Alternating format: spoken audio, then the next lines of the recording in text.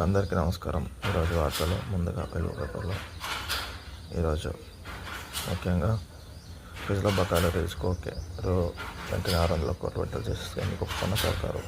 Private కాలేజీల మేనేజ్మెంట్తో చర్చలు సఫలం. చట్టవిరుద్ధమని తెలిస్తే సార్ని పక్కన పెడతాం. ఈసీని హెచ్చరించిన సుప్రీంకోర్టు సార్పై సంస్కృతి వైపున వెల్లడించిన తుది తీర్పు పాన్ ఇండియాకు వర్తించేలా ఉంటుంది. అక్టోబర్ 8 వాదనలు ఉంటామని వెల్లడి. కోర్టులో మెజార్టీ సభ్యులు ముస్లింలా ఉండాలి. సవరణ చట్టంలో పలు కీలక ప్రొవిజన్పై సుప్రీం స్టే. ఒక్క ఆస్తుల డీటాటిఫికేషన్ నిలిపివేత. ఆస్తిని ఒక్కు చేసే విషయంలో 5 ఏళ్ల నిబంధనలకు బ్రేక్.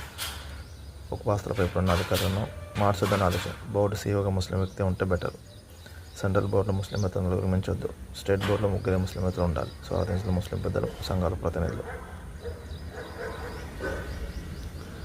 ఎల్ఈడి స్ట్రీట్ లైట్లకు కమాండో కంట్రోల్ సెంటర్తో లింక్.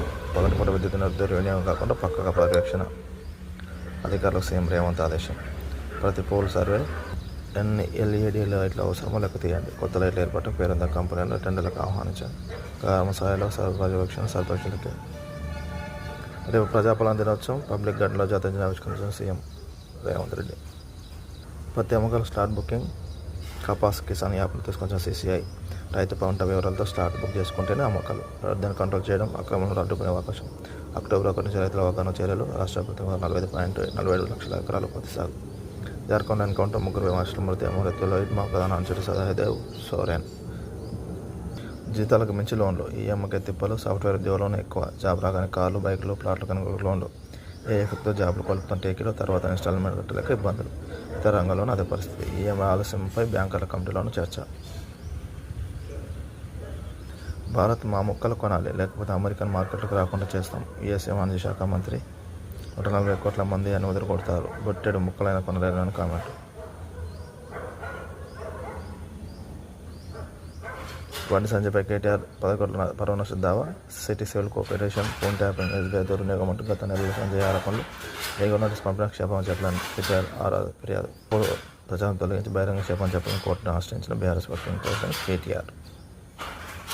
ఈ వారంలో రాష్ట్రానికి 80,000 టన్నుల యూరియా సరఫరాలో రాష్ట్ర ప్రభుత్వం కృషి ఫలిస్తున్నదని మంత్రి తుమ్మల. కేంద్ర ఎరువుల రసాయన శాఖల ఉత్తర్వులు. మరో 5 టన్నుల నుంచి తెలంగాణ కేటాయింపులు. కేంద్ర ఎరువుల శాఖ కార్యదర్శి కుమార్తో సమావేశమైన మంత్రి తుమ్మల.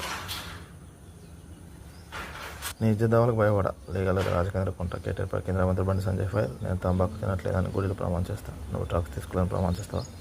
దమ్ముంటే తన సవాళ్ళను స్వీకరించాలని డిమాండ్. వందే భారత్ హోల్డింగ్ మంచిర్యాలలో జెండా ప్రారంభించిన కేంద్ర మంత్రి బండి సంజయ్, మంత్రి వివేక్ స్వామి, ఎంపీ